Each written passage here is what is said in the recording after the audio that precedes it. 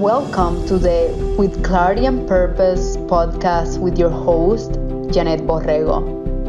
Each week, I bring you an inspiring person or message to empower you to live life on your terms so you can be who you want to be, do what you are meant to do, and have the life you deserve to have.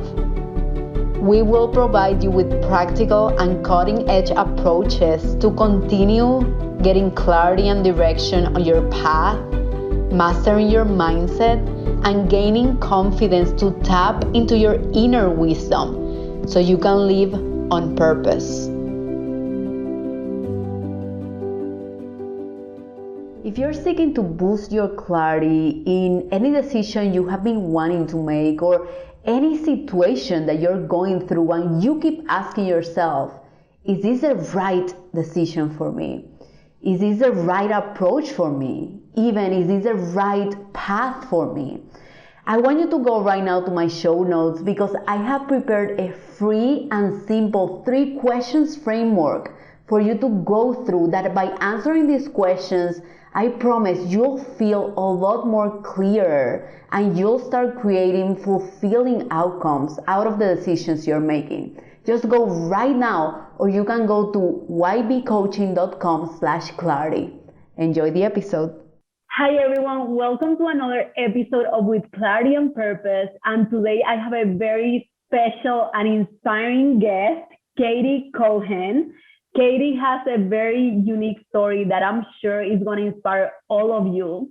She was a former engineer in corporate, and now she's a baker, entrepreneur, and business owner of Demeter's Kitchen. Thank you so much, Catie, for being here today. I'm so appreciative of you. Oh, thank you for having me. Honored. Awesome. And just to give everyone a quick background on how we met. So Catie and I used to work in my first corporate job together, not literally together, but we met through common friendships. Did you ever work in the refinery? I think. I only interned at the refinery. I worked upstream. Yes. So we met whenever I was working my first corporate job. And since we met, we always had this common mindset of wanting to own our own business and pursue our passions. And even before I did that, Catie jumped and did it for herself. And she was a big inspiration for me on my path to continue pursuing my passion. So I'm just excited for her to share her story because she's so wise and knowledgeable, and she's going to tell a lot of you. You give me too much credit. Trying to figure it out too. No, I'm sure. So Catie, I always ask all of our guests to share their background. So what is your background? Where were you born? What did you study? All of that. I grew up in New Jersey in a small town called Roselle Park near Elizabeth and Newark. Nice. I was not always a great student, but I remember like in 4th grade getting a really bad test and being so embarrassed that my parents had to come in and sign it. And from then on, I felt like really committed to not being embarrassed by not working hard, you know? Like, I feel like it was from that point, like I just always made sure I got good grades because that seemed like the way to not be embarrassed or judged, you know, so, went through high school, was encouraged to study chemical engineering because I was good at math and science, like, most people probably who decide to do that. Yeah. And I went to NJIT in Newark, and I went there because it was pretty much a free ride. And I was very conscientious of money from a very young age, always wanted a job, always wanted to provide for myself, always wanted to feel like I didn't need anything.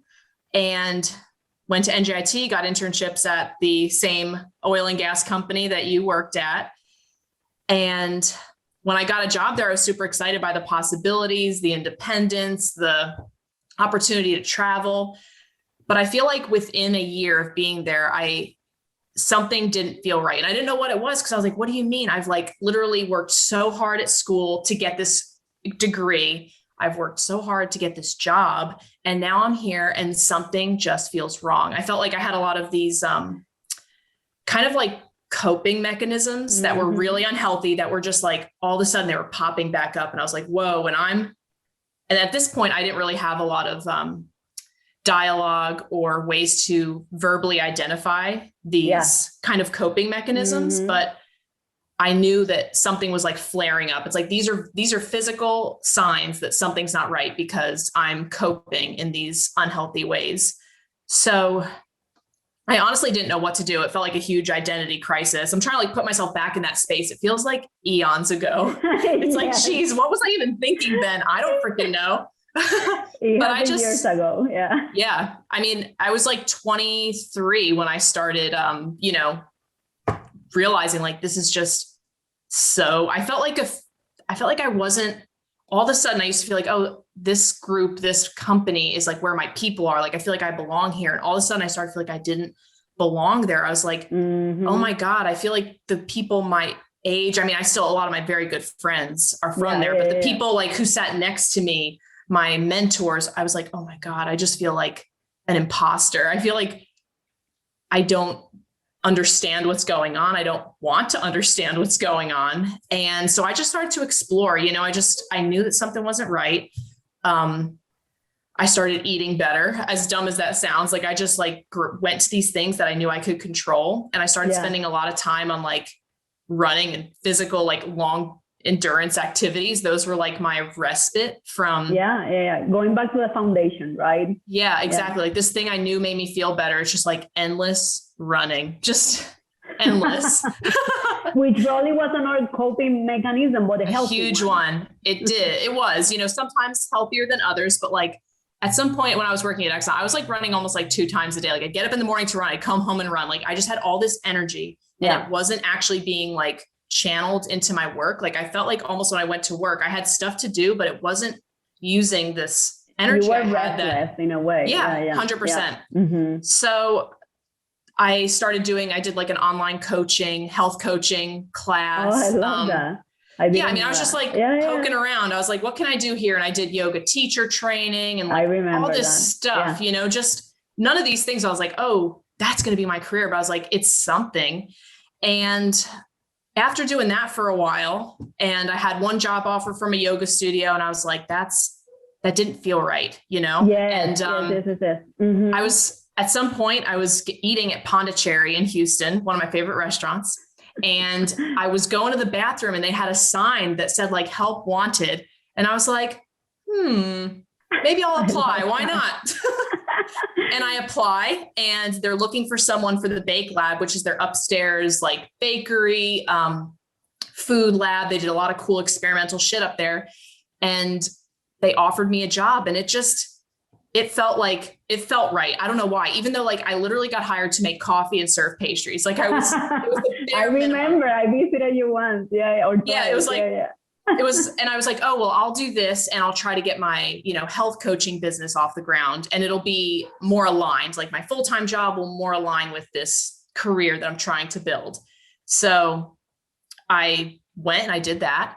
And I was trying to get my health coaching business off the ground, but I also felt like an imposter there. Like I was like, who am I to be helping people with this? Like I felt it was very anxiety inducing, to be honest. I love that you mentioned the impostor syndrome because I just published an episode about it. And I feel that the impostor syndrome gets worse when you feel that you're not tapping into that inner voice and that intuition. Mm-hmm. You're just not aligning with what you're supposed to align. Because when you get there, I feel you get more fulfilled and confident and congruent on the path you're walking. Did that happen to you? Like, yes. And I also want to ask you, in your experience, like, do you feel like when you feel imposter syndrome, it's not something to necessarily like grind your heels down and work through? It's like, okay, if I'm feeling imposter syndrome, something's not 100% right. Is that what you found in your experience? Totally. And I think like getting curious and asking questions to yourself in order to dig deeper and understand where you're not aligning. Because I do think the imposter syndrome is like the self-discovery syndrome. There is something there that is not aligning. So it depends on you to ask the right questions to get there to the root cause of that. Right. Which is the same thing. I love it. I love that you shared that. Thank you. Yeah. So, I mean, I felt like an imposter doing this coaching.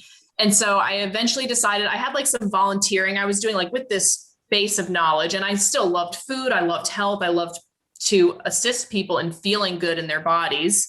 And so I was working at Santa Maria Hostel, which is a place in Houston for women with children who are in the prison system. So they get to live with their children and go through this recovery program. It's mostly centered around addiction. And so I was like teaching yoga there, doing classes there and health, cooking classes, also at Bridget's Hope. Okay, so I mix those up. Bridget's Hope is the place that is for the prison system, and Santa Maria is, oh gosh, can we edit that out? I think I keep missing them up. There were 2 places. So 2 places I was doing this volunteering, and that felt right. So it's like, I felt weird accepting money for talking to people about their health, but I felt good about just giving it away. So I was like, I'm just going to keep giving it away and keep working at Pondicherry. And I was like, kind of climbing because I was energetic, excited. So I got to, as a barista and like a server, and then I got to help with their cooking classes, and I got to expand on their cooking classes. I got to create her website, her food blog, which is India 1948. So built that whole thing. And then I eventually got to like manage the Bake Lab. And that was an amazing experience because I felt like I got to be part of something I believed in. It's like we were creating food that I truly believed was something that Houston needed. And it was unique. You ate it and you had to pause. Like the flavors were so interesting. And I was like, I just love I loved the new relationship I was having with food, because before it felt very like, got to eat the healthiest you can. It's got to be good and it's got to fuel you. And it's like, this felt like fueling, but in a different way. It's like some of it was heavier. Some of it would not be considered healthy, but it was nourishing, and I ate it. And I felt like, A, I'm interested. B, I have to pause because it's delicious and again, interesting. And I just started to feel like good about eating good food instead of very focused on the health aspect only. So that was inspiring. And I love that I got to work on processes to make the place better for the workers, for the customer, and for overall the boss. And so I just loved the puzzle of running a food establishment. Like it was so much fun. I love it. And I love that, like a lot of people need clarity and want clarity. And I always say the only way to find clarity is to define those options that you want to experiment and go for it and take action. And that is exactly what you did. You tried yoga, you did like working in Pondicherry, you were keeping your full-time job. I told you were doing like 4 or 5 things and different paths to see what you really connected with. Do you resonate with that? Like, how did you start gaining clarity? Do you think that was the path for you? Trial and error. Trial and error. Yes, because you don't know what you want until you know what you don't want. And I feel like I still have to remind myself of this, but even with my own business, it's like I experiment with things and it's like they fail or they just don't feel right. And I'm like, man, I thought I would be better at this by now. Just trial and no error, right? And it's like, no, there's still that interesting process. Like half the fun of doing something new is like, is it going to work or is it not going to work? Which is why even in my business now, it's like, we almost make a new bread every week. Like I don't have a consistent menu. I don't do the same exact thing every week. It's like, we change it up based on what the farmer is offering or based on, what's inspiring or interesting. So I feel like I still bring that into my current work because I do love the gamble or the uncertainty or the newness, it's like, I think that that's what keeps me interested. If I was just executing the same menu week after week, I would be bored with this business. Yeah. Creativity is bred in uncertainty. There is no other way, right? If you're certain, there is no creativity. So I love that you're channeling that into your business like every week. That's awesome. Yeah. It gets more challenging as like the demands of the business get bigger. Like we have 5 employees now, and wow, amazing. To keep that creativity, it's like now it's not just me in the kitchen whipping up all this stuff. It's like I need to communicate what I'm doing to another individual, or I need to be there with them. And just kind of also seeing how like my communication of what I'm envisioning is then like telephone to this next person and how they wind up, creating it. That's another trial and error sort of thing. We're all getting it. So you were in Pondicherry. When you received that offer, I'm trying to remember, did you leave your full-time job? immediately. Immediately. I gave them 2 I was weeks. trying to remember. Yes. I remember. I got the job offer and I was like, I just immediately was like, all right, I'm giving my 2 weeks. And I mean, I think they were scared and I was scared because it's like, I was, they were like, why is this person leaving to come here for full time? But I was like, I don't remember exactly, but I knew it felt right. Like, I remember how I felt after that first job offer from a yoga studio. And it was so like, oh my God, I don't know. Like my inner voice was just not in there with me. And I had just started dating my now husband at the time all this was going on. And he was like very uncertain also about the yoga thing. And then when I told him about Pondicherry, he's like, yeah, that sounds about, like he also God, like but he can also sense my attitude towards it. So he was super supportive. I remember he got me this like beautiful spice book when I left as like, a farewell gift, an exciting new chapter gift. And I still just like cherish that memory of the support that he gave me as I was doing something that felt like it felt right. Yeah. But not that my parents weren't not supportive, but like I was perceiving the reactions of the world as like, why would you leave this corporate high paying job to be a pastry slinger and coffee maker at a little bakery and to have the support of the person I loved the most and wanted my life to be with? It was just like, man, that was so important and validating because I was young at the time. And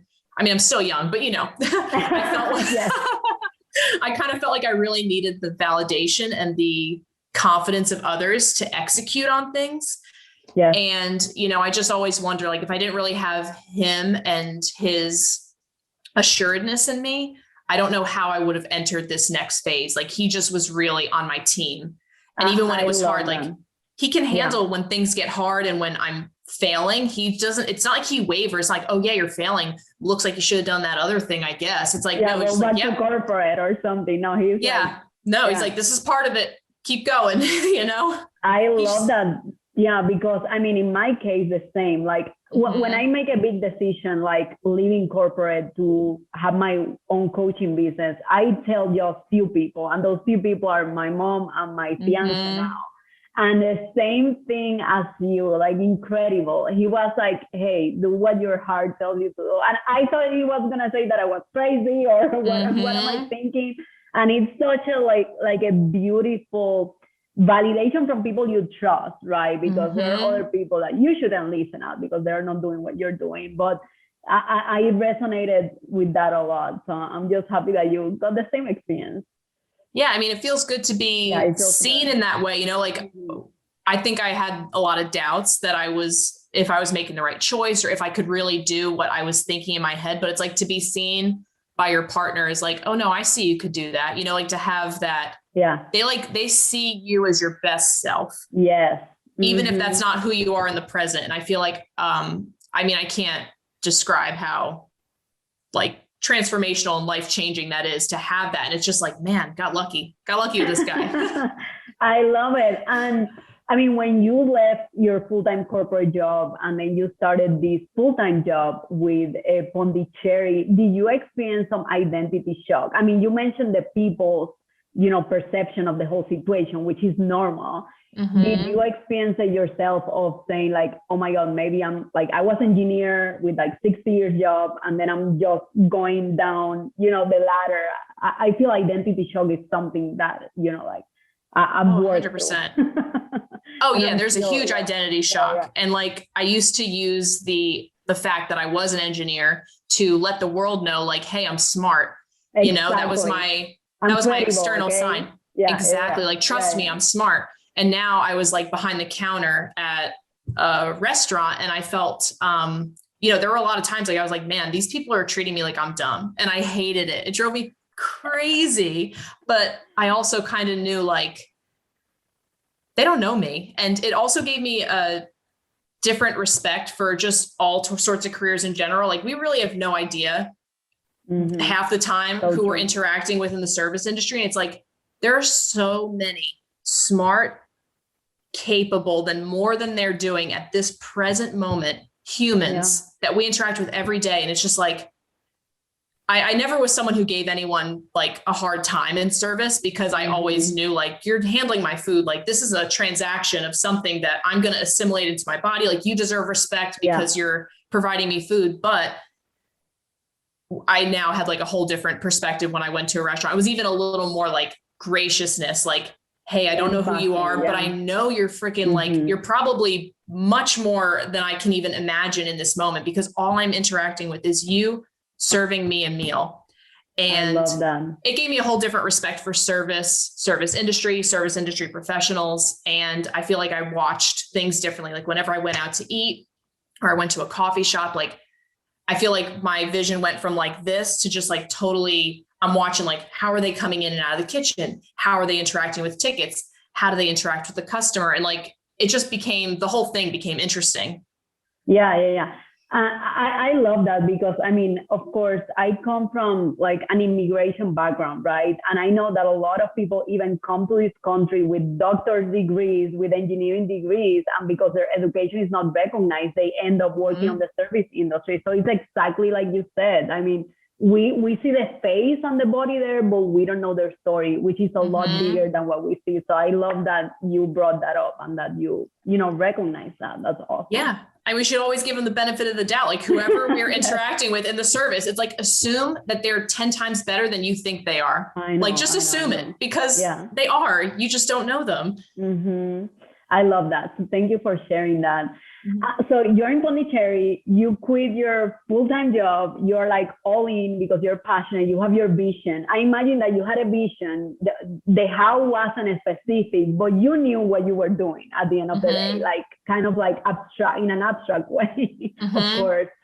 And I mean, what happened during Pondicherry? Like, how did that help you get closer to that vision? What were your key lessons or learnings there? My key learnings there were flavors. Like, I feel like I got to understand and interact with a genre of cooking, a cultural genre of cooking that's like really all about wow flavors, the variety of spices that they incorporate, the different types of fats. And Anita, the owner and chef at Pondicherry, I mean, she's unbelievably inspirational. Her creativity knows no bounds. Like, this woman is just like creative on every level. And I feel like that was a big lesson. Like, I was around someone who could interact with food and flavor in a different way than I had ever done it.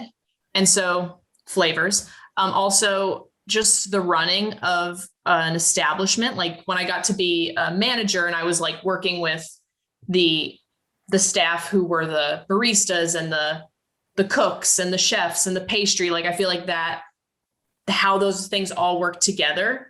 Yeah. And getting to have kind of that overarching witnessing of it, instead of just being like, you know, I'm kind of in the middle of serving a million people. It's not a lot of time to witness and observe. So I feel like I got to have that. And it also gave me the confidence that like I had something that was special, because she let me have a little more breath than I think I expected to be able to have. Like, I feel like I could see all of a sudden I had some skills. Like, I can just see when things need to get done, especially in food, like in a kitchen, in a restaurant. It's like, I see when someone leaves a table and we got to get that finished, or I see when like that needs to get done before this gets done. Like, all of a sudden my like process oriented brain felt like applauded there. Like, it never felt good at my corporate job. It felt like, man, you're always like 10 steps behind. Here, I felt like I was 10 steps ahead all the time. So and it was such a great, nice feeling. So I feel like that was like an amazing base. And then my partner, he left Exxon also. Yeah. Am I allowed to say Exxon on here? Yeah. Okay. Richard did it, so no problem. Okay. So he leaves Exxon. He goes to MIT to do a dual master's degree. So we're doing long distance for a year. I'm still working at Pondicherry. How long do you work at Pondicherry? I was there for 2 years. 2 years, yeah. So he's there and he has an internship. So it's like a 6-month break, and he gets an internship at Nike in Portland, Oregon. And he wanted that, or so he says, so that I would move with him, because I wasn't going to go to Boston at the time, but he's like, maybe she'll come to Portland. Oh, so he gets this job. And at the time I had started baking bread at home, just because I was super interested in it. And I watched The Chef's Table, Nancy Silverton. Have you ever seen it? No, I'm watched Chef's Table, but I don't remember her. Yeah. The Nancy Silverton one just straight up inspired me. I just wanted to bake. Like I had no thoughts like, oh, I want to do this for a living, but I just watched her episodes. Like I'm going to bake at home. So I started doing this at home. And when he was moving to Portland, I was like, I really loved baking bread at the time. I was not very good, but I was having a great time. And I was like, I want to learn how to do this. And so I reached out to Samin Nasrat, who wrote Salt, Fat, Heat, Acid. And I sent her an email. I'm like, hey, I'm kind of thinking about, I want to be a bread baker. And I'm trying to decide if I should go to school. Like, should I go to pastry school or should I just like get jobs? And she's like, hey, I'm super busy right now, but like, here's 3 different people. Let's see what they say. So she like connects me with, wow. I know she sent this person an email. That's it. Just sent her an email. Oh my God. I love it. And okay. Let's stop there because I feel there is so much learnings there, right? Some people are like, okay, I'm going to send an email to this person. She'll never reply. So I'm not going to do it. But you just went ahead. You are like, I'm going to give my best, send that email and let's see what happens. Mm-hmm. What is the mindset that you have that you think is an enabler in order to get you over that hump of overthinking that nothing is going to happen? Because I see this in you over and over. You're like, I'm going to do it. You just trust. There is something that you just trust and you go for it. Mm-hmm. How would you describe that in yourself? Because I do think from corporate to entrepreneurship, that's such an important thing to happen, to have in yourself, Mm-hmm. How would you describe that? Trust, faith, like? I don't think it's either of those things. I don't know. I think I don't have any trust. It's like I send that email. It's like, I don't trust that someone's going to answer me. It's like, I hope. I feel like the uncertainty, the hope is like kind of what excites me. It's like, maybe this person will tell me what's up. Maybe they won't. I like, them. And I also feel like I really value experience, especially after, I kind of felt like after Exxon, I had this whole feeling of being betrayed by like the education system. I felt like I was forced and pushed into, I mean, it was very fortunate. At the end of the day, I have no regrets. I don't want to like knock the amount of privilege I had to be able to get this degree and have the type of job that I had. But I kind of felt like the world told us like, oh, or me, get this really good job, get this really good degree, and you will be like worth something in this world and you'll be happy. Yes. I kind of felt like, you know what, I'm done trusting just this degree. Like that degree didn't make me an engineer. No offense. Like I was not a great engineer. No, same here. I actually, studied like you, chemical engineering, did a little bit of engineering in freaking 6 years that I was there in my first corporate job. And the little bit that I did, I didn't even enjoy it. I mean, I'm going to be very honest, Yeah. So I kind of felt like I didn't love that. Like, it's like, I don't want to hear about the degree. I felt like I respected the piece of paper and the, I don't know the word I'm trying to say, but I didn't respect the piece of paper as much as I respected the experience. So I was like, you know what? Yes, I need to ask people who have the experience. Like, I don't want to ask a teacher at, a pastry school, like, should I get a degree or not? It's like, obviously you should get a degree. It's because they work it versus practice at the end of the day. Right. Exactly. And I feel like I had so much more respect for practice. I was like, I learned so much in the 2 years at Pondicherry, and I learned a lot at school, sure. But it's like, it felt so applicable immediately. And so I just feel like I hoped all the times, like I just hoped that things would work out. If they didn't, I also had confidence that like, I'll figure it out. Like, I'm going to figure it out somehow or some way, Yeah. I'm not going to lay down in the middle of the road and be done. It's like, I'm going to keep moving, and it might not be graceful and it might look kind of weird, but like I've got solid people in my corner, and anybody who doesn't see that can just keep going, because I have no interest in kind of people who are only there to enjoy the ups, like I'm going to have downs, and it's like, I want a small, intimate circle of people who can handle life and the good and the bad. They don't just need all the good, I love that.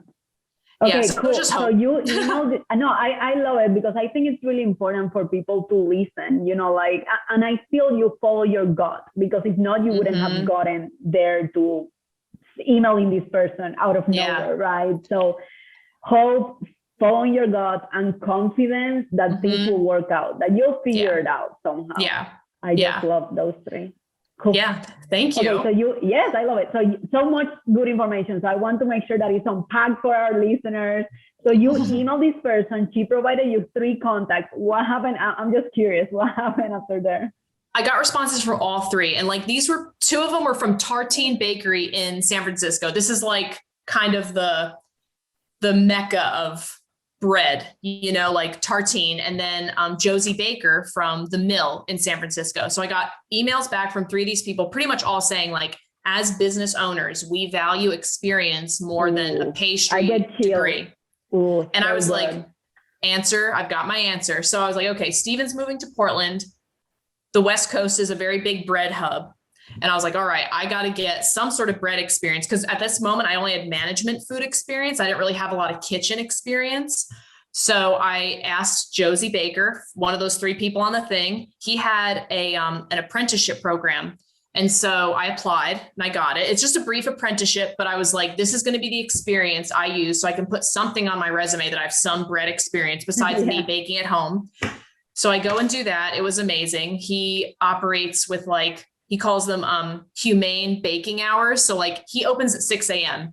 and that's when his workers are expected to get there. And like a lot of bakers do overnight shifts or 2 a.m. It's like, he was like, I really want my bakers to have lives and be on the same schedule as the rest of the world. So I was inspired by that. And he used whole grains, which I loved. They had a mill in the facility, which is what takes the grains that you get from a farmer and you grind it into a flour. So he did that on site and I loved that. So anyway, that was a very brief experience. I take that, put it on my resume, go to Portland with my husband. And I found it in one of my like cookbooks recently. Like I had a list of all the places I was going to apply to in Portland. And like, I put next to one of them, Tabor Bread, dream job. And that's the one I wound up getting. So I got to work at the Dream in Portland, and Tabor when you Bread. Write it, it's crazy. It's so crazy. But when you write it, you take the action, you put the intention, and you look back, it gives you chills of how things happen, Yeah. I still couldn't believe I got that job. Mm-hmm. Like I had the option to work somewhere walking distance from where we lived for like more money. And it was just the bread. It would have been cool. Like I still would have learned a lot, but it wasn't the type of bread that's really excited me. Like I was still very into whole grains. Like I was super curious because grains and the different types give dough different qualities, different flavors. Like we think of bread and it's like, it's so much more than white bread and whole wheat. Like those are 2 such boring ways to eat bread. Like there's hundreds of types of grains and they all have these unique flavors, like the terroir, like they definitely do. So anyway, I take this job at Tabor Bread and they mill their own flour. They have a wood-fired oven. They do, all sorts of whole grains. Everything's naturally leavened. They have like 4 different types of starters, and starters are the way that you leaven bread instead of using like a yeast, fast acting or a instant yeast. You use a starter, and it's a culture. Yeah, exactly. So I was so freaking pumped by this job. And I was literally just like the mixer's bitch. I was the assist, the bread assist. So I just helped the mixer and I helped the baker, I helped pastry. Exactly. Like I just helped. That was my job. It was not like, hey, you're in charge of all the mixing. I didn't get any of the like sexy jobs that there are at bakeries, but I was so excited because I was a sponge. I was learning so much all the time.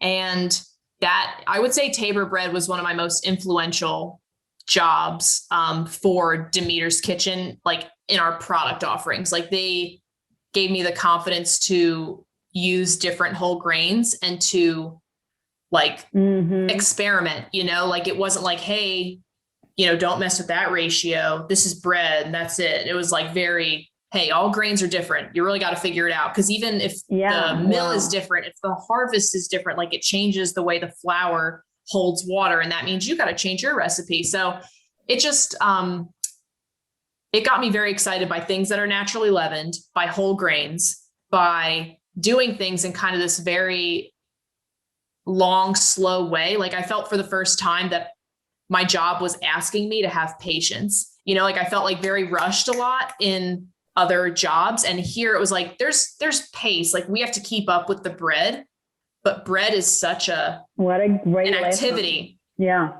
It's such a, like you are at the mercy of the weather, of the the yeast culture, of humidity, water temperature, like all of this contributes to the fermentation of the bread. And it's like, you're not rushing it. It's like, it's going to take the time that it takes. Waiting. Wow. So okay. You're on its clock. I may need to start making bread, because patience is something I feel we all are working through, mainly when you're an entrepreneur. That, because this is a thing, I totally agree with you in regards to the educational system. The educational system teaches us to get things like this. You study hard, you know the theory, you get an A in the exam. It's very linear. It's like, you do this, and then you get the result. When you get out of school, everything is such in a different pace, in a different natural order. And I feel patience is the enabler for so many things that we are seeking in order to get those results. I mean, look at you, right? You were just seeking experience, not status. You were seeking experience, not seeking to be popular. You were learning. It doesn't matter what level you were working. And I love that you brought up letting go of the fear of embarrassment, because I feel that's such a huge challenge for many people, being seen as starting small, being seen as letting go of that status that they have, you know, in order to gain much more, to gain fulfillment, to create your own thing, right? And to be part of a team. Like if you come in with this, like, I was an engineer and I was a manager at another bakery, it's like no one gave a flying crap. It's like, I was doing dishes. I was, what do you need? Wow. What do you need? Like, I was just doing whatever, like very basically, I was like brushing baskets or, you know, oiling bins, like very boring stuff. But it's like, I'm watching and I'm eventually getting to get on the table and getting to shape bread. And, ooh, you seem like kind of capable. You can do the challah bread and you can bake all the sandwich loaves. And, you know, over time, like you build trust. I feel like food industry is like, anytime, if I ever were to not be at Demeter's Kitchen, if I ever had to go back out and get another job, it's like, start me at the bottom, because that is how you build a relationship with the team. It's like, I'm not here to be the boss of you without knowing all that it is that you do every day. It's like, no, I do dishes and I've done that boring job that you're doing right now. And we all have to do it at some point. And it's not because of hazing. It's because like, this is part of what makes this place run. And as small or as boring as a task is, like, it's truly instrumental to executing this thing that we're all trying to do. So I feel like the next job that I got, it's like, if there's not a dishwasher, it's like, I'm one of the first people when I have time to get in on the dish pit, because it's like, that is like one of the quickest ways to let your team know that I'm here for you. And I'm not just about getting in, getting out, and executing on my highest ideal today. It's like, no, I'm here to make sure that this place runs. And you know what's part of making it run? The dishes. Oh my God, Cooking that is cleaning. So inspiring. Cooking is cleaning. Reminder. Yeah. I love it. In terms of deciding the teams that you were going to join, you were very intentional, right? Like you're like, this is my dream place. Hopefully I'll make it. And you with that hope and action, you did. So that's awesome.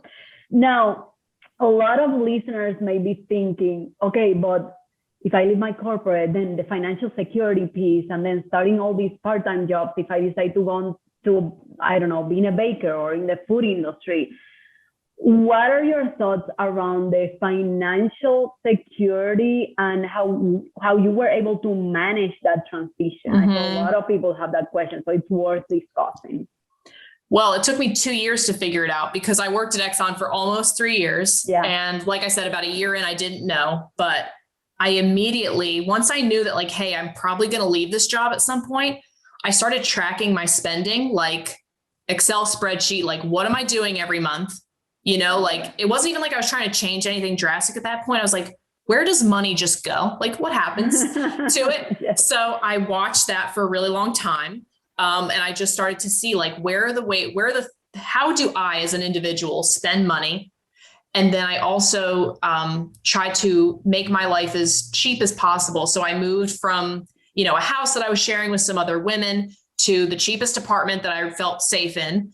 And I made it a goal to pay off my car, because I knew that monthly expense was really debilitating. I started saving as much as I could.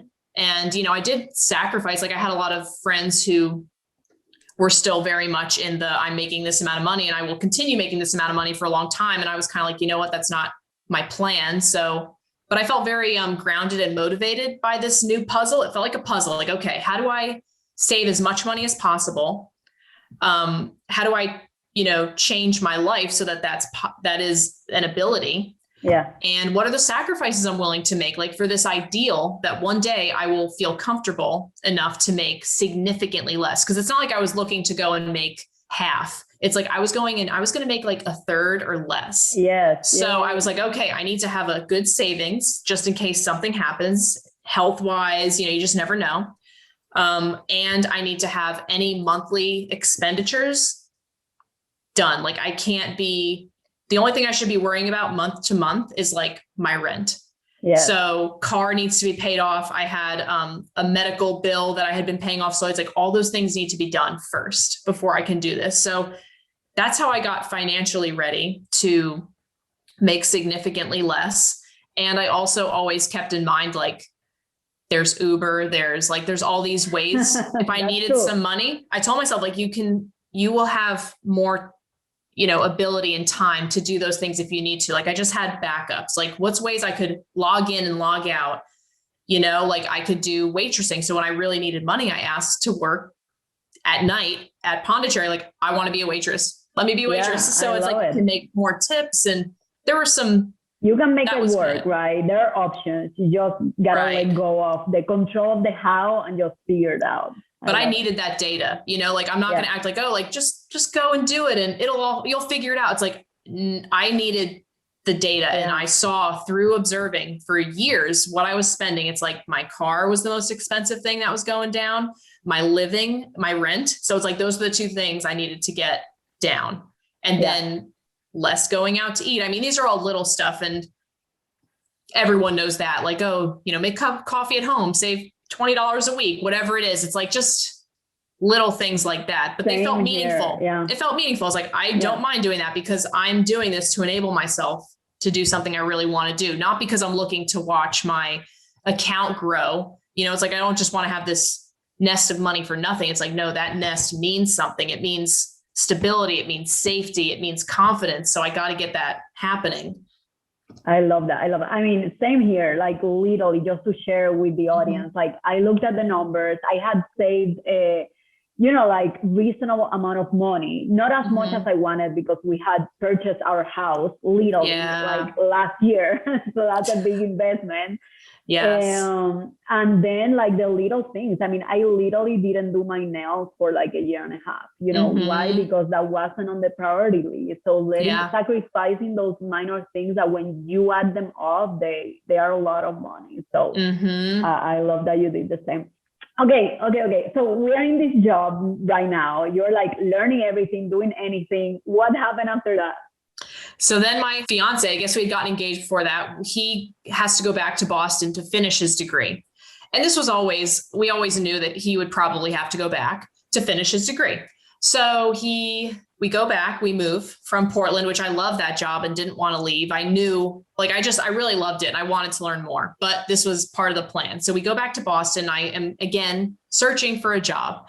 And I didn't really have a dream job there. I was kind of really set on not doing baker's hours. I had kind of had some of that at Tabor. It wasn't too bad. Like I never did overnight shifts, but it was really, really early.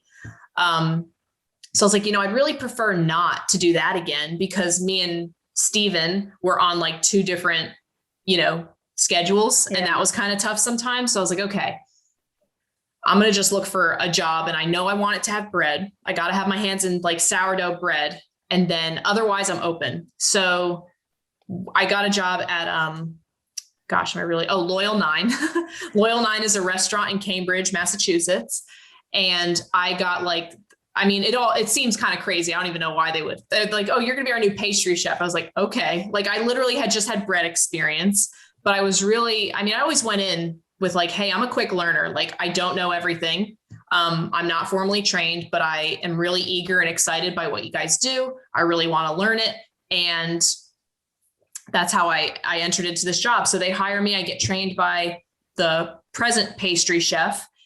And that is the single hardest job I've ever had in my life. Wow, really? That was the most physically, emotionally, mentally exhausting work I've ever had. And I mean, for lots of reasons. So like, firstly, I was like in charge of the pastry program, which that meant for their nighttime, like PM desserts. So plated desserts, which I'd never done. And there's a lot of like, there's always components, and there's, you know, it's got to have like a lot of artistry, and like, it's got to be easy because like I'm not on the line at night. So I'm not the person plating it. So you better make it both artistic enough and easy enough to serve that no one who's on the line that night is going to mess it up. And then also there's the AM, we had like a cafe in the morning. So there's all that to do. So it's like, I did the bread program, the plated desserts, the cafe desserts. Wow. Like everything. And everything. I mean, and we had, I really liked that job because I learned tons of like fundamental pastry, methods and techniques. And I mean, we made ice creams, we did sourdough bread, we did yeasted breads, we did brioche, we did biscuits, scones, cookies, pies, cakes. Like, it was just like anything and everything I kind of would have liked to have learned, we got to do. And then I quickly got to be like the lead. So eventually my head pastry chef who trained me became the sous chef. And then I started having people who were working for me in the pastry department. And that job was cool because I got to present like new plated desserts at night. So like once I kind of got again, it was a slow burn. Like it took some time for me to, I wasn't coming right out of the gate, like, look, new desserts. It's like, no, I need to prove myself that I could execute on what they were doing presently, and that I could do it consistently. So it's like, that's all I focused on at the beginning was, what can I do that you're already doing and do it well or better than you anticipated? So it took a while to do that. And then once I kind of got that down, I got to have a couple of folks that were like working with me in pastry, and I got to present new desserts for the evening menu. And the reason I say that was the hardest job is because I worked 4 days a week, but it was like 10 to 15 hours a day. Wow. Yeah. And the prep area, like, it's a city, right? So we worked in a basement with no windows, but all the ovens, all of your heating sources were upstairs. So if I ever had to do anything, I'm carrying it up 2 flights of stairs. And it was just tiring. It was just like, always we had not enough resources, as is the story of most restaurants. Like, you don't have enough people, you don't have enough time. It just felt like we needed more than we had. So I gave more than I probably should have given, like I really tired myself out, and it showed in my relationships, my partnership at home. There was, again, like, I was using different coping mechanisms to cope with the exhaustion of that work. So even though I will say I never want a job like that again, it taught me what I don't want and what I don't ever want to provide for someone who worked for me. It's like, I don't want anyone to experience the physical, mental, and emotional exhaustion that job created.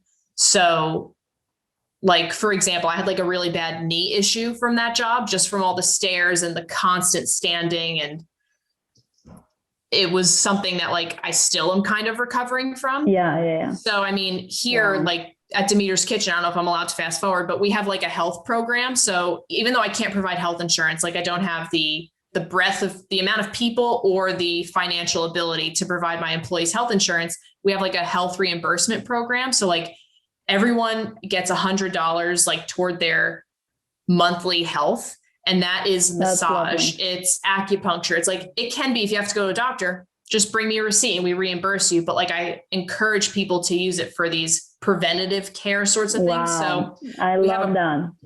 Oh, me too, because I get a massage once to twice a month, and we have a partnership. Leading by example, right? I like 100%.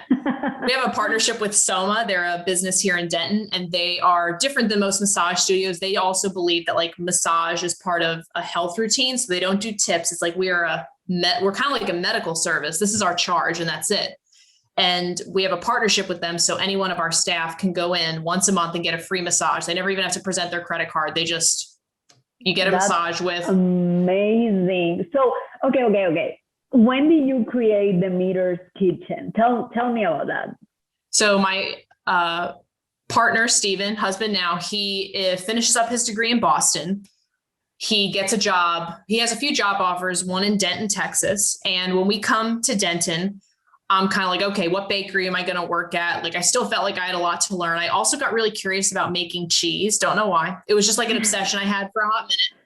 So we come to Denton and I'm like, okay, there was no bakery that I was really inspired. Like, I felt like I was interested. Everyone has a nice bakery. I was like, oh, this is a nice bakery, but it didn't have something that I felt like I really needed to learn. Like Tabor Bread had something. I was like, I need to learn what you're doing. Loyal 9, I need to learn what you're doing. They focused on like, New England fare. So they took like even very old recipes and modernized them. And I really liked that kind of, I liked that. They did a lot of ferments too. Like we had this huge section of ferments. So anyway, Loyal 9 had something I had to learn. I didn't feel when I came to Denton, even in Dallas, it was a big drive and I kind of wasn't down for that. So I was like, okay, there is nowhere in Denton at this current moment that has something I have to learn. So I also felt like there was a place for my type of bread. I was like, I don't really see anybody doing whole grain sourdough, like highlighting grains and kind of trying to make this bread that people can feel nourished by and satiated by. Like, I don't want to make bread that's like, you know, how people are always like demonizing bread and carbs. Yeah. So I was like, okay, I want to change people's minds. Yeah, I love it. I want to change their minds. Like bread has been a source of protein when people didn't have access to meat. I mean, when you use the whole part of the grain, you have minerals, you have vitamins, you have protein. There's just so much to it. And we've decided to label bread a carbohydrate when that's not all that it is. We're taking a nutrient and deciding this whole item is just that nutrient. And so I knew I wanted to change people's minds, hopefully, and relationship with bread. So I asked my husband, I was like, hey, you know, if we move to Denton, which I'm down to do, I want to start my own business and I need your support for that. Like I will be a single income household for a while. Like I'm going to get a part-time job because I can't spend all day, every day working on a business that's not yet happening.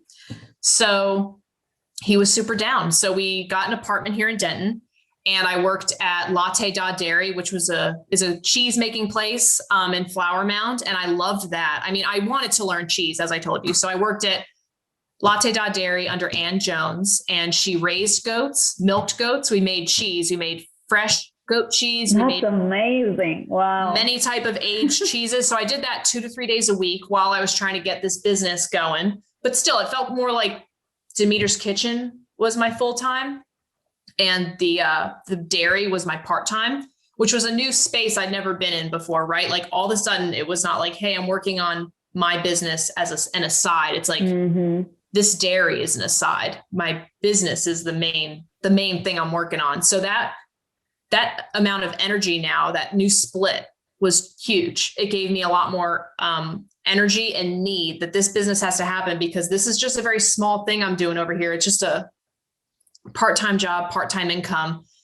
And yeah, I mean, there's so many little things that occurred as Demeter's Kitchen. Do you kind of want the brief synopsis? Yeah. So let's take the highlights, right? What was the most challenging thing of you starting a business? Finding my market, testing the different markets, because I had this like idea at first that this is what it should be. And I did it and it wasn't working. And it was hard to get out of it. Was COVID kind of forced me out of that and forced me into a different way. But I think if I could go back and talk to myself before, I would have said like, hey, you have an idea, but you haven't actually tested these. Like I assumed that farmers markets wouldn't be as good for me as like having a menu at a brewery or a cafe. Like I thought, no, the menu is what's going to really be the business maker. And it wasn't. It was the farmers markets, but I was unwilling to test those at first. You know, I was like, no, this is the way. Like I've done these theoretical numbers and this is the one that's going to work. And it's like the farmers markets are where it's at, like 100%. Yeah. So validating I mean, even with the digital course I'm creating, like I did validation calls just to make sure people need it. So that part you're saying it's super important to make sure you are providing value where the market needs that value. I love it. Yes. And that's the most challenging part of a business though. It's like giving yourself that time. Like right now, I can't expect to be making like super steady income for this amount of time because I'm testing these different these different markets or these different ideas. And once I've gotten some of this data, I take the most encouraging one and I kind of move that way and let it kind of organically grow from there. So I feel like that was the most challenging part, was the patience and the understanding that this is normal. This is part of business. Like, business isn't just like open your doors and you're successful with the first idea you had. It's like, no, it's nice to start smaller and test little nuggets and take the feedback from those tests and move this way, push that one aside for a minute, and then divert. So it was a lot of that. Yes, I think whenever you're starting a business, having the vision of making it sustainable and, like you said, in the future scalable, whenever you have experimented and you know what you want, it seems like you said, right now I'm experimenting every week, etc. And you did say that can be a challenge to making it scalable if I want to do that in the future, right? So I love that you touch on the sustainability, because it is really important. And that's why, at least in my business, I'm building this digital course, because I also realize where this world is moving towards, and not everyone is deciding to have one-on-one coaching. Maybe they want something like faster or results faster, etc. Instead of 6 months, they can do it in a few weeks, some of that. Yeah. I love it. So, okay, so you started this by yourself and now you have 5 employees. I mean, let's applaud to that. That's freaking amazing. Thank you. So yeah, I mean, seriously, how long have you been in business, like with Demeter? 2 years. 2 years, Catie. Okay, I'm so proud of you. Thank you.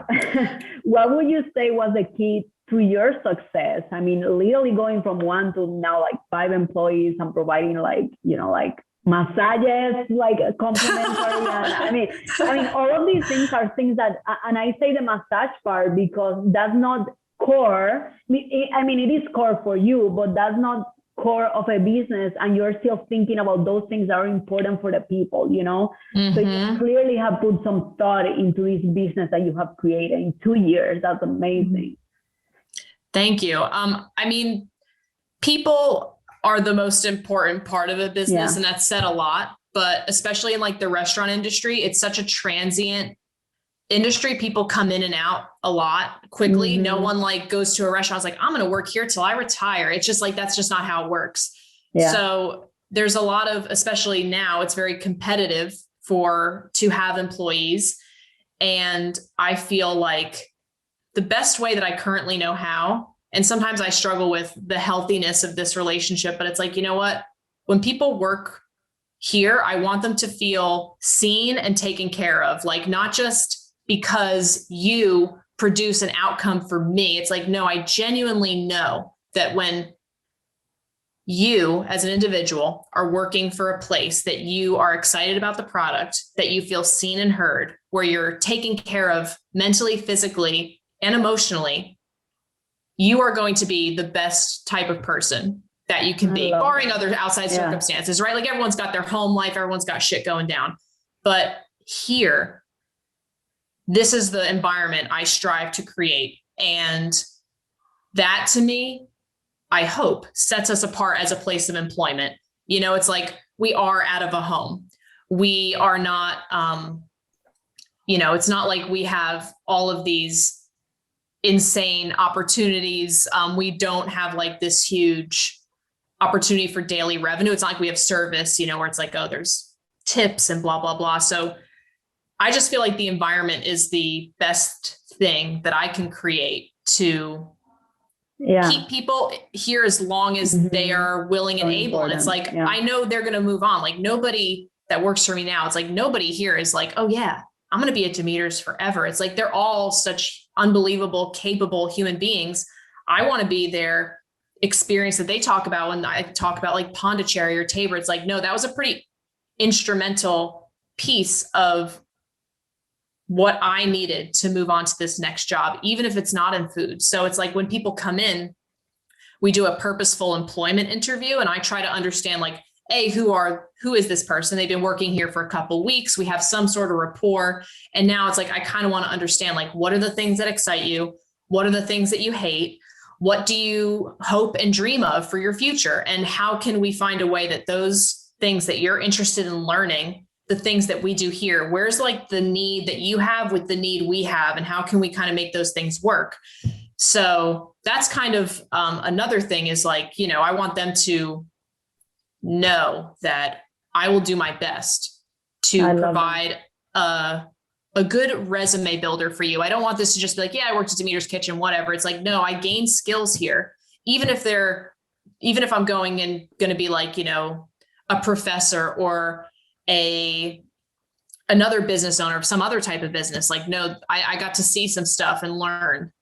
I love that, because you are treating them like you treated yourself in terms of the thought process of choosing the place that you were going to work for, you know, like, hey, what is this place going to add me to fulfill the vision that I have myself? So I love that you're giving back to them with that same thought process.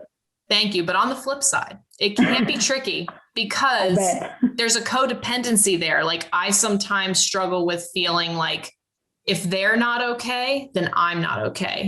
You know, and it's like people have home lives and they come to work and they struggle with things outside of work that happen. And we can't expect people to be dealing with at home, come to work and be totally fine. It's like, no, we come in and out, and we are who we are, and things are happening and we're embodying that experience. So sometimes I struggle with letting people have that, their experience. It might be, their experience today might just be freaking, and that's it. And that's okay. Not taking things personally, like whatever they're going through, it doesn't have to do with us, with the business, right? Like, Or letting them like, hey, today is a long day. You know, sometimes I feel this need to help them make their day go quicker and easier. But then my day is absolute shit because I haven't worked on the things I needed to work on. And now I'm staying up late, and now I'm not eating, or now I'm not spending time with my partner because I had all this interest in making sure that their time was easier. Which sometimes I struggle with understanding, like, easier isn't always better. Like, as human beings, we do like to be challenged. And I sometimes try to like, oh, they'll like working here if it's easy. It's like, not true. Our most fundamental and like transformational experiences aren't the easiest ones, you know? So I try to remind myself, like, I will present them with challenges here, physically, mentally, emotionally. But on the flip side, it's like, I also aim to support you physically, mentally, emotionally. I'm not going to hold your hand, but I'm around, you know, like if you have like something going on personally, like I want you to feel like, hey, today's not my day. And I just need you to know I'm going to be a little distracted. I'm here, but I'm distracted. It's like, thank you for communicating, and we move on. So, you know, I'm still learning these fine skills because I've gone through periods where I haven't taken care of myself at all because I was so busy taking care of my employees, my partner, the business. So I'm still learning that. You know, I don't have a good answer, but I do struggle right now with self-care, balancing care for employees, care of business. Yeah, I was listening to a podcast the other day, and this person was talking about us as business owners being able to trust our employees or our students, knowing that they're adults and they have all the resources inside them that they need to succeed and figure things out, and even communicate with us based on what they need. So I totally relate to that. I really appreciate that insight. I want to be super respectful of your time. I know we are like, it's 11:14 right now, and you're a super busy business owner. Quick question. Maybe someone listening at this interview and saying, I totally identify with Catie's story, and maybe baking and bread is something I'm passionate about and I want to try it out. What are the key 3 things you can advise this person or even a person that is in the entrepreneurial path? You can even make it high level if you want. What are the 3 things that they need to further continue gaining more clarity in this path? Just whatever comes to mind, that's perfect. I would say giving themselves the space to test. Like maybe a test means, you know, taking a weekend and just flipping through a recipe book, or maybe it's asking that bakery down the road that you really love, like, hey, do you need some help once a week? Like, I'll do whatever you need me to do. And not expecting a ton in return immediately, you know, like I feel like there's sometimes an expectation that things should move quicker or that we should be trusted with more. And I think that just getting yourself out there and testing and not expecting the world and all this information to be presented to you right away is huge. So I would say like testing, lowering expectations. Yeah, that's a good one. I love that one. I'm like between just kind of patience, just like, patience for the process. But it is tough when you're in a role that's like really so misaligned. You are so urgent to get out. So like I can relate to that like anxiety, that gripping feeling of I need to get out of here. But I think like acknowledging progress along the way, it's like now I've started a business. 2 years ago, I would have said like, oh my God, you've done it. It's amazing. But it's like now I've got new things that I'm like, I wish I was doing that and then I'll be happier. So it's like trying to untether this relationship to my like perfect vision and what's happening right now.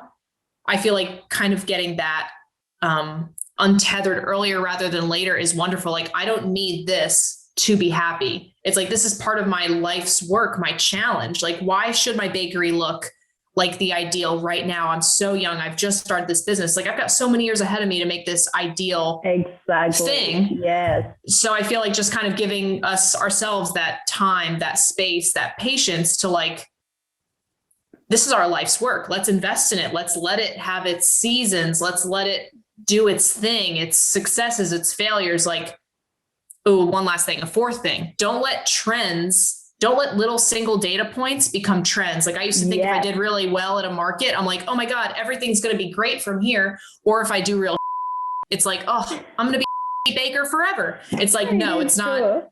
One little thing that happens doesn't mean it's all going to be like that in the future. So detaching this single day moment data point and not deciding that's the future. Just like, take note of it. That. Yes. I always tell like every one of my clients to zoom out. Like, when you're looking at a stock and then you're looking at this week and it's just going down, you're like, oh my God, that was such a bad investment. And suddenly you zoom out and see throughout the years how climbing up that stock has been doing. And you're right. So many times when we have one data point, we are like, this is our whole life. We have been a failure since forever.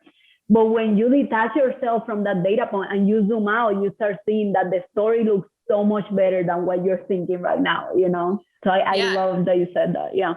And get around people who are doing what you want to be doing. Yes. It's like, I started hanging out with more bakers, with more like micro bakery business owners and people who were, and even like people when I was in the corporate job, it's like, these are all people who had higher hopes and dreams, who weren't, who were very aware they're in a present moment that's not their ideal, but they're slowly and steadily and intelligently making moves to find a better situation for themselves, whatever that is. And I feel like being around that type of person instead of someone who maybe is creating sludge for themselves and for everyone around them, it's like being around people who are inspiring and energizing and on their own path. They're not rushing you. They're not making you feel like a failure for where you're at, but they're just kind of like, hey, I'm on this journey and I'm making it happen the best way I know how. So that's another thing, just being around people who are doing what you want to be doing.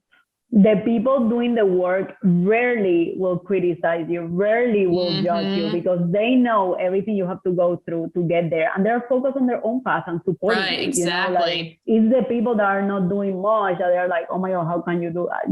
Like sometimes that's what happens. Okay, one last question, I promise. What was the biggest, I can be speaking to you for like 4 hours.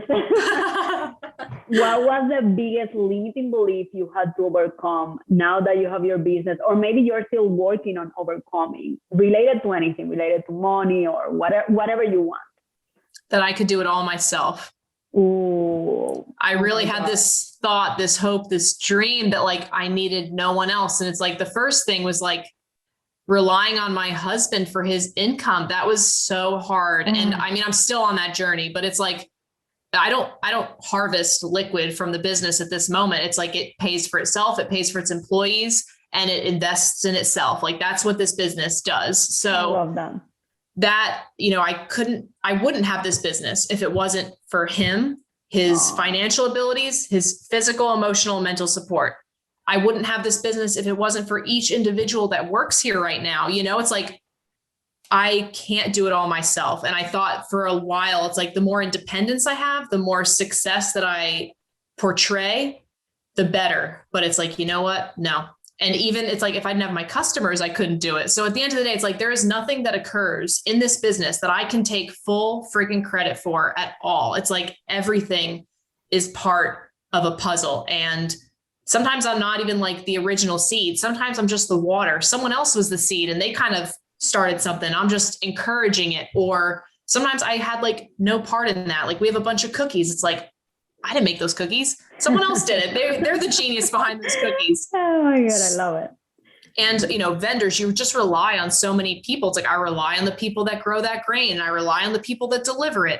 And so I just, you can't do it all yourself. I can't do it all myself. Nobody can. And the sooner that we can like respect and allow others to do their job, to be there for us, to accept help, to accept the fact that like, this is a transaction. I am an employer. You are an employee. I give you money for your time. You give me product. Like it's all part of this thing.